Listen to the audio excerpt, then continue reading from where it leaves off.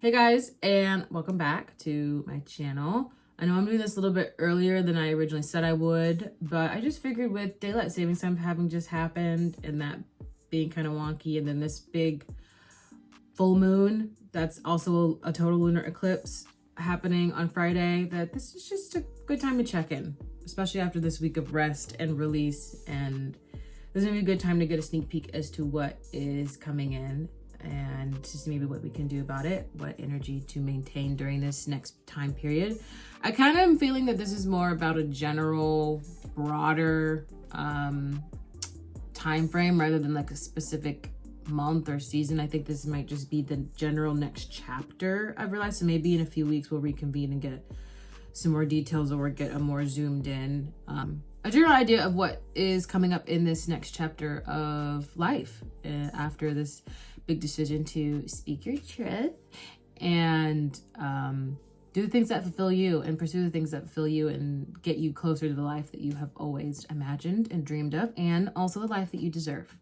You should always remember that you deserve to have good things.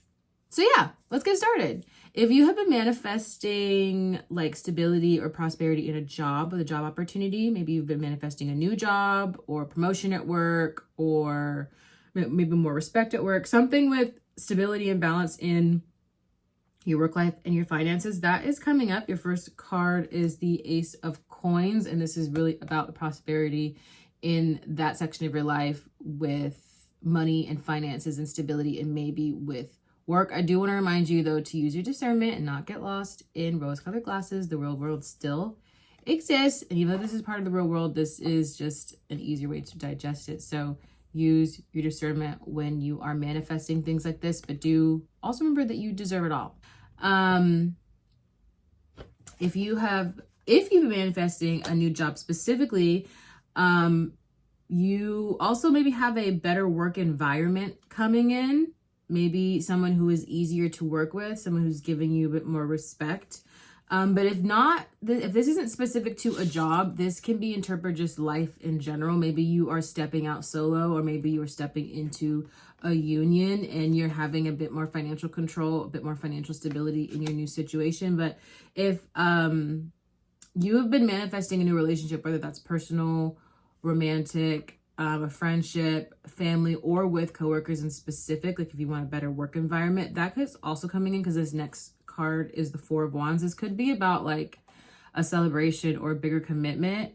I would say the Two of Cups is more so relationship. I feel like this is more of a celebration of a milestone within a relationship. So maybe you're rekindling something. Maybe you have just come out on the other side of a interpersonal conflict with your partner, or with a person, or with the community that you're in. So this is sort of about celebrating hard work and overcoming, which if you're coming from the last reading, this could be a celebration with your community on the hard work that you have done either during all of the winter or over the last 2 weeks. So these two cards, you have some good things coming in and some things to celebrate.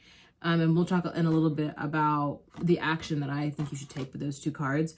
How you're gonna get here, or kind of the energy I want you to carry when you get here, because your next two cards are the Strength card and the Queen of Wands reverse. You can do this. You're strong enough for it. You have the attitude for it. You have the sass. You have the voice. You know, you have the voice. You have the strength to defend what is yours, what you want, what's coming in for you, and defend yourself. Strength is already within you. You just have to tap into it in a way that is tangible and approachable for you. So that's also coming in. Maybe if that's something that you're struggling with, but if it's something that you're working on or you have been working on, keep working at it. You know, keep that hard work, keep that ethic, keep that energy, more passion, more energy. Anyway, with the Queen of Wands here, though, I do want you to go into this a little bit more relaxed than you have been. You don't need to be assertive and barreling through and, you know, kicking ass first and taking names later. You know, you can just relax. You know, especially if this is a new job offer, like you've already got it. It's already yours. Like, just chill. Just be yourself. Show up as you are. You don't need to come in and try to prove anything. And then if this is a new relationship, you know, don't worry about the ways in which your past person or your past group of people were perceiving you and the way they were treating you as a result of your perception. Just again, show up as you are. The job is already yours. The people are already yours. They're already, you know, They already like you. That's how they got here. They already like you. You don't need to try so hard. Just chill. You know, be brave. Open your mouth. Be sassy. If you're more of like a quiet spoken person, or you don't stand up for yourself, or you don't spit out zingers, you know, throw a little something in there.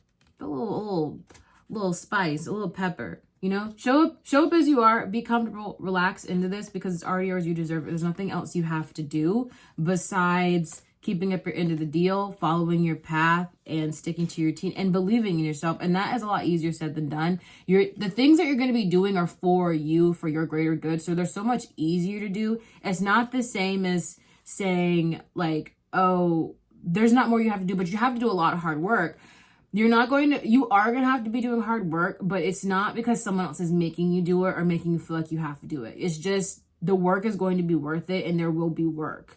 And the work will be easy because it's for you, because you're following that greater good. You speak your truth, and you're standing on business.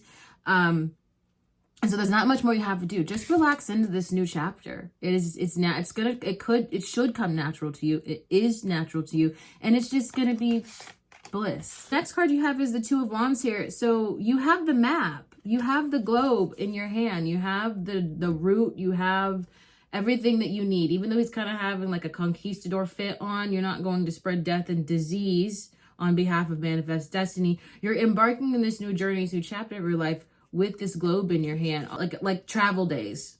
Like you're getting up for an early flight and you got your travel itinerary. You don't got any problems. You're getting to the airport early. You're going to be able to stroll around and look for a bagel. The journey that you're going on, just trust yourself. You know, you have the globe, you have everything. You don't need to worry about it. Relax. You're going to be fine with where you're going. And you're going great places. And you know you are, and you're comfortable with it because you learned to trust yourself. And the last reading that's up on this channel, we had this card, and I said I wanted to see it reversed. And it is now reversed, the Eight of Swords. This card is about coming out of self-imposed boundaries, self-imposed restrictions. You have taken off that blindfold. You stopped believing the things about yourself that people have placed on you, that things have projected on you. If you haven't fully gotten those things, they're coming. You're starting to have realizations about who you are and who you want to be versus who people make you feel like you want to be, about the career path that you want to follow, about the kind of people who are in your life. So you have kind of lifted yourself up from that self-doubt, those self-imposed boundaries, and you no longer feel stuck. You no longer feel trapped. You have a better idea of where you want to go, what you want to do, the things that you want to usher in. I dropped a card. You have that map. You have that map, and it's your map. You made it. You trust it, and you have faith in yourself and the decision that you made. That's a good thing, because with getting rid of things that kind of weigh you down, that kind of stress you out, that kind of make you not believe in yourself, letting things go and releasing them from your body physically, from your mind, from your spirit spiritually, allows things to come in, allows you to usher in a new or space for new things, space for abundance. And that is a great thing, because your final card is the Sun card. This is a incredible card. I'm so excited and happy for you.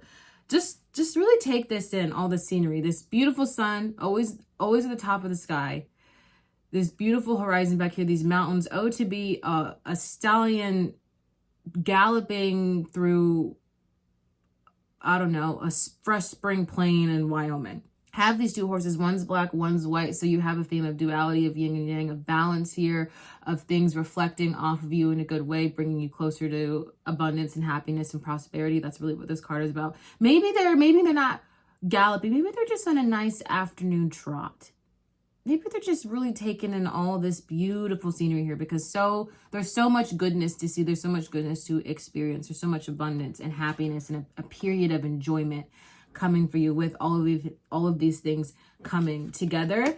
The card that was on the bottom of the deck here is the Star. This is about emotional and spiritual fulfillment. So have that faith in yourself. Have that faith in yourself. You know what you're doing. You know where you're going. This is kind of mystical, like if you're in a grotto under a full moon. Kind of like maybe you'll be like that on Friday. Just really kind of marinating in the mystical, magical energy of night, of a full moon, of a clear night where you can see all the stars, you can see everything above, and feeling that connection. This is kind of about connection to yourself, connection to your energy, connection to God, source, whatever the omnipotent figure in your life. But this is also, I think, a good card to get with the Sun and the Two of Wands.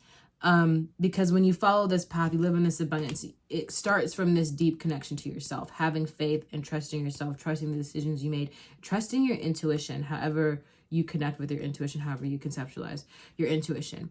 So those are your cards. They're very good. Now I think we can move into talking about some action that I want you to take, or I think would be smart to take, especially with this full moon coming up on Friday. With this Ace of Coins here, I want you to spend some time this week writing about the things that you want, writing about the things that are going to make it easy for you to have time up here to think about or be able to tap into your intuition. So like sometimes it's hard for us to listen to ourselves, listen to our bodies, do what makes us feel good, because we have to worry about work. We have to worry about getting things done. We have to worry about taking care of things. So what I want you to do is write down the things that, if those were taken, like the things that need to be taken care of from above, from God, from the ancestors, from the universe, or whatever, so that you can have time to really marinate and enjoy like your life, marinate, enjoy your relationship with your person or with your community.